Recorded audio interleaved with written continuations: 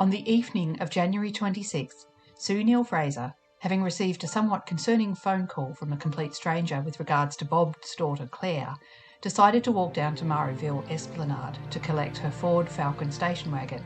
She had left it there earlier in the day, and she wanted it now in case something went wrong with Claire and she needed to spring into action. Tasmania Police tried to match this event with a witness sighting of an individual in a dinghy, even though originally neither the dinghy or person described by the witness seemed to match Sue or the Quicksilver dinghy that belonged to the Four Winds. Therefore, detectives produced a still image from CCTV footage taken from an ATM camera at 12:25 a.m. on Sandy Bay Road, which they claimed to be footage of Sue's Ford Falcon. They showed this footage to Sue's daughters and subsequently claimed in court that the daughters had identified it as their mother's car. There are issues surrounding this CCTV footage, which should have meant that it was inadmissible in court, not the least of which was that Sue's daughters actually did not identify the vehicle in the image as being their mother's car.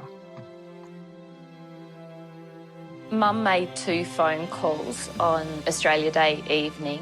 One was to my sister, Em, and then Mum also called Granny. After those phone calls, she received a phone call from Richard King.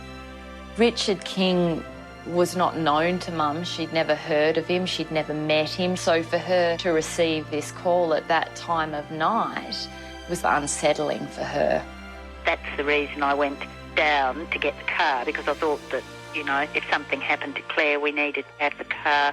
Now, frames from the ATM footage from Sandy Bay Road that showed a blur of a car was used to suggest that that was Sue. When my sister and I were interviewed by Detective Conroy and Detective Puran, they showed us a photo, an ATM photo of a car. They basically asked us, what do you think of this? And it's interesting because they're in their statements, they say that I said, oh, well, that's Mum's car. But that definitely is not what I said. And I actually was asking questions about, well, can we see the number plate? Can you check what other ATMs are there around Hobart? Which direction was it driving? What other CCTV footage is there? What about over the bridge? Can we try and see if that car was going somewhere else?